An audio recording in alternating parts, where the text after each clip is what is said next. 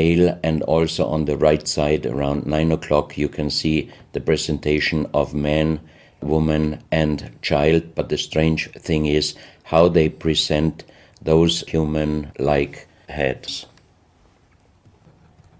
Here you can see a knife done by the same material, lyddite. On top of the knife, on the handle, you have mother's head. Beyond you have the child's head, and the umbilical cord is going around the neck of the child. So that means this knife would have been used to cut the umbilical cord, saving the child's life. This is a close-up mother, child, and umbilical cord. This is an instrument. It might have been used for helping the child coming out, leaving the mother, when there were some complications. And it is also made out of the same material, lyddite. You have here the vagina and the child's head coming out. And on the reverse side, you can put only your thumb inside. That means you can only use this instrument with your fingers, meaning you cannot use power. So that means it might be safer helping the child leaving the mother than our instruments we are using in our days, because sometimes the modern instruments, while being used, can damage the child's head. This, we think, is a medical instrument. It is also lyddite, and it's a perfect form. Another one, and these are other ones, they are very much smaller than shown on this photo. And when we did a material check in Vienna, the most expert worldwide checked those pieces. First of all, the material. Each one is done with lyddite, and the form itself, he checked them, and finally he said, I cannot tell you how they were done, who did they make, but the only thing I can definitely tell you, from the same material in our days, we cannot make the same instruments. So how old they are, we do not know, but as they were found in Colombia, and they do not fit any existing pre-Columbian culture, we must consider that those artifacts are at least older than 6,000 years. But we cannot explain what kind of technology they did use to be able to make such instruments and such tools made with lyddite.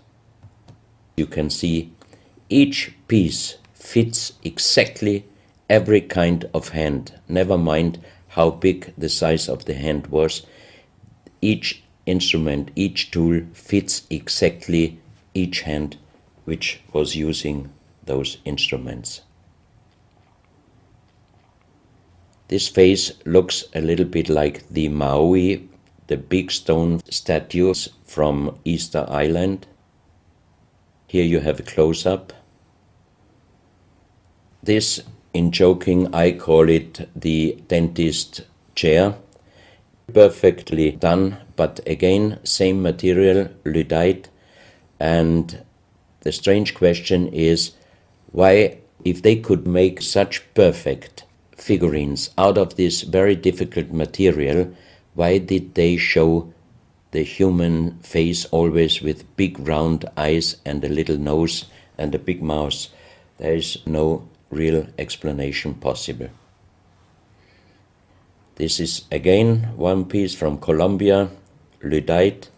On the front side you see the mother holding the baby, and on the back side you see the man with armors, most probably for hunting.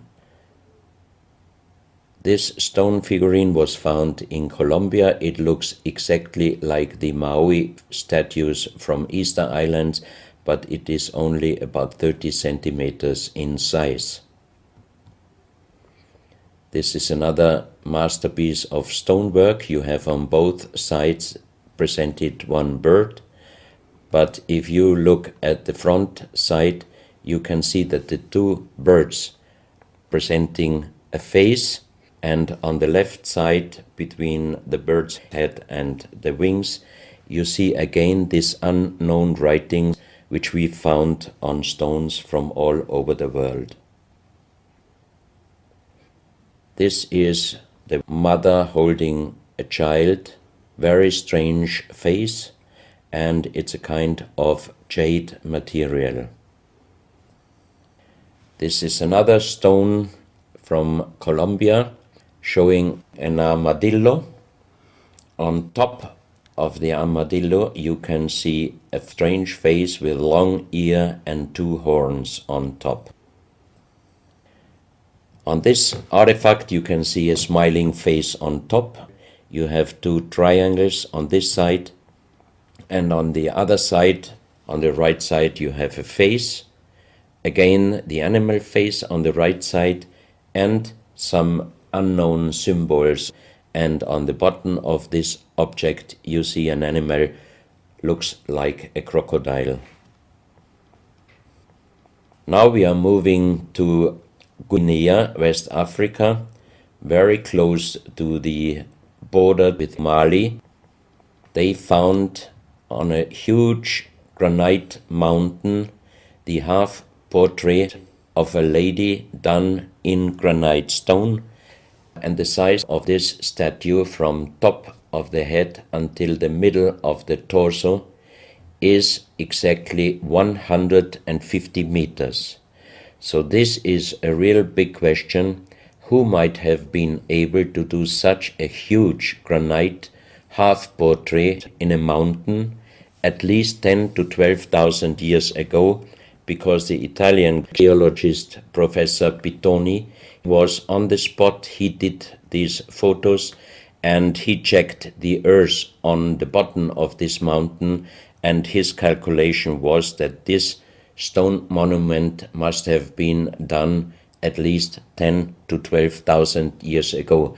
But then we have the real big question: who could have been able to do such a big stone monument? Even in our days it would be impossible, or at least it would cost so much money that it would never be able to do. And if you look at the close-up of the face, some experts told me that this face definitely is not European, but also, of course, not black African. It must be either South American or Asian culture. But then again, we are at the point 10 to 12,000 years ago. It might be the civilization, the lost civilization from Atlantis. Close to this area in Sierra Leone, Professor Pittoni was in charge of diamond excavations. And as he heard in this area a legend about Allah was angry with some angels, and he put them into stone and throw them to the earth. He put the sky, also made it into stone and throw it to the earth, and he put the stars and throw them to the earth. The legend says that the sky you can see on this stone, they call them sky stones, sky blue stones found in this area under the earth. And we did research in Vienna. This is definitely artificial stone. It's not a natural stone, and all the material could be found, but the only thing they could not inform us is what kind of color did they use to get this real sky blue color. The stone figurines found from 20 meters down to even 50 meters. Professor Pittoni always took some organic